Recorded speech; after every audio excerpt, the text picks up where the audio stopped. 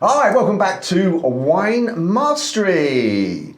My name's John Lightfoot. This is John Murphy. We haven't done that for a while, have we? I don't think we have. We haven't done that for a while. I missed it. This is our first recording in 2023, and we are going to start off with a little bit of a sparkle. Now I know everyone, around has had their new year, but there's always a reason to have a sparkle, isn't there? Definitely, we've always said that it could be a Tuesday afternoon. There's always a reason to have a bit of sparkly. So this is a sparkly from the south of France. So it's not called champagne, and it's also made with a grape that we've not heard of before. Well, I haven't heard of before. And neither had I. No. Mauzac. I wouldn't even dare pronounce it. Yeah, well, French. But it's also got Chardonnay and Chenin. Chenin, yep. So, and is Chenin used in champagne? Not usually, no. No, okay. No. So I'm expecting something a little bit different, and we're going to taste it now.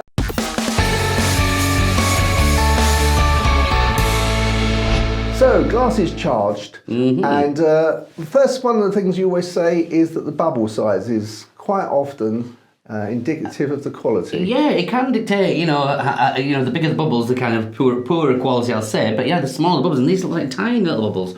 Yeah. Which would suggest it's going to be, so it's a good start, isn't it? Very good start, yeah. Okay. So have a look at the colour. Oh, yeah. It's a quite sort of, like a little lemony. A very delicate lemon, isn't it? Yeah, So very delicate lemon. Can't really... Yeah, but again, I think that's going to suit this, isn't it? So yeah, nice and light, bubbly. Yeah. So let's, okay, as usual, have a go on the nose. Have a go on the nose.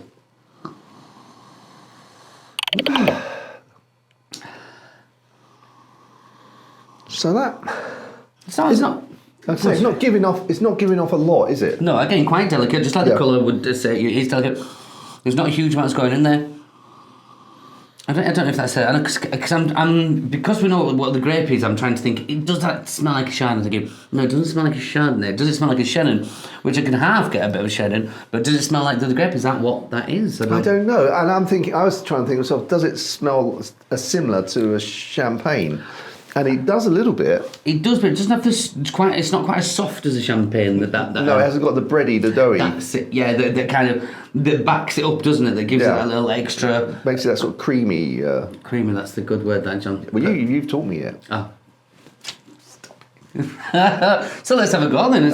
Yeah, let's have a go. Let's have a taste.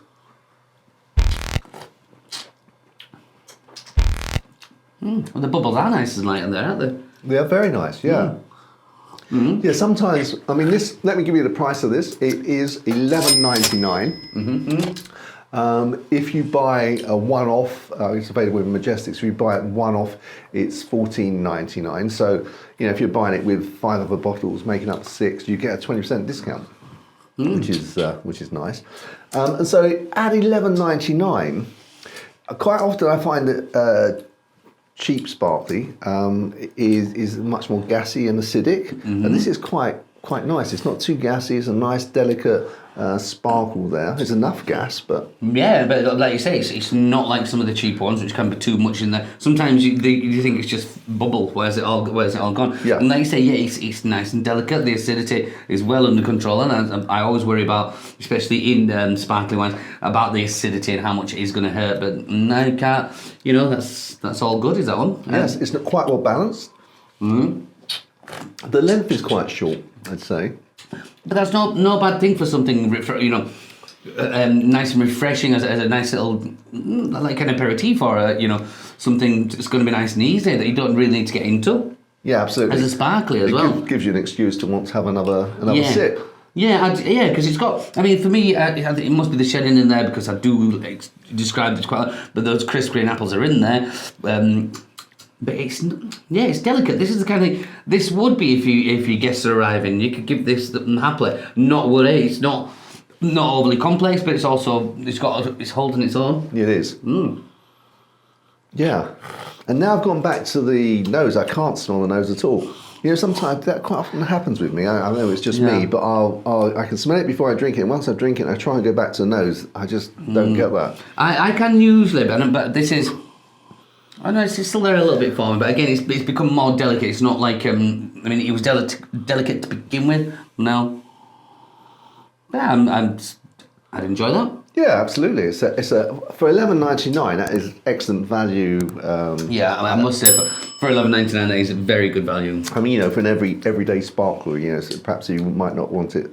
I mean, you with your Winston Churchill on a Christmas Day, and it's not going to compete with that. No, but then you could probably get 20 of these bottles for that. Well, there you go. Yeah, so that's see you through the week. That almost. But instead of Winston Churchill, the Port Roger, it's very special. It is, and I suppose if I have it I only have it one day of the year, and I think after Christmas, I think I've earned it. Oh, you have a little treat for me. I'm not saying you haven't earned it, but I just £200, and I think to myself, would I have? Yeah, well, there's a good argument, isn't it, both for and against what you would do. I know where you stand, John. You don't have to tell me that you thought about it. I know what you'd be doing. And there's nothing stopping it. It's one of those again, isn't it? Personal choice. That is it. It's personal and taste. If you like it, it's worth what you're going to pay for. Absolutely, and I think obviously with all wine, if you get out, if what you get out of it is worth the price to you, then that's fine because that's what it's worth to you. Another person may not get out of it, but they get something.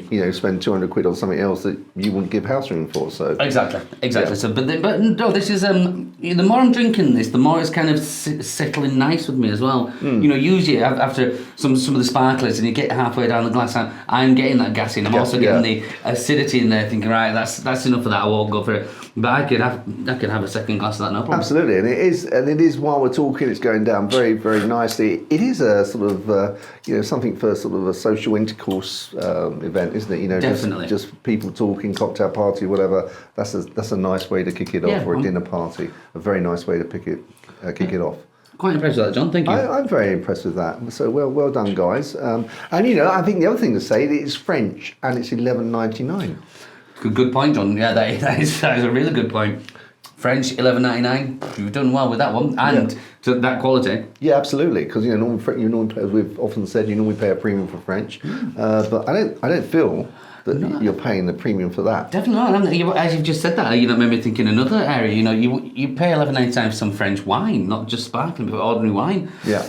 Oh, excuse me. Oh, the bubbles are getting me now. Bubbles are getting in. So, let's to settle that down. Should we think about what we would eat with it? Well, John, I think actually we could have had this earlier.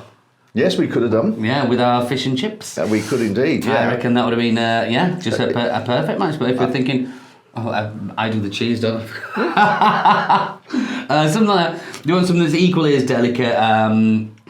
Something like the Délice de Crémière, I think that the fizz will cut through it, the richness of the cheese, because it is really, really fatty as the cheese, but that's probably similar as the fish and chips, quite fatty as well, so it's cutting through that. So yeah, Délice de Crémière or Délice de Bourgogne, which are both very, very similar cheeses. Yeah, and as John's already said, fish and chips for sure.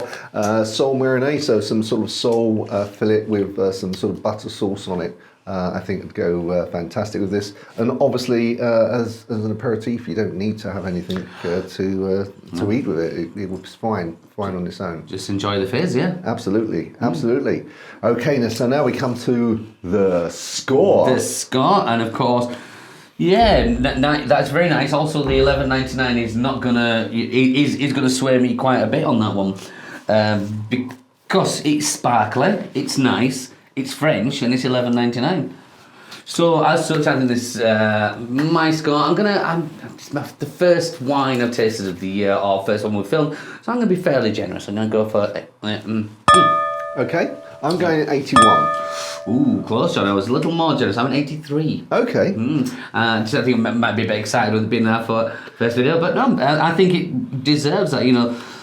Yeah, that's a nice score for that. I would Yeah, I would say it's a nice, not every day, it's still expensive, to spend that every day, but in terms of sparkly wine, I mean, we've tasted and we put a link into the Corona from South Africa, which was also very nice, but this is on a par with that, so certainly I'd be buying another bottle of this without thinking about it too much, even though it is $11.99. You'll soon get, after you finish your first bottle, you'll soon get over that. You'll be fine. If you like this video, please subscribe. It does help other people find us. And so until the next time, we look forward to sharing a glass of wine with you and telling you what we think of it. Chin chin. Chin chin.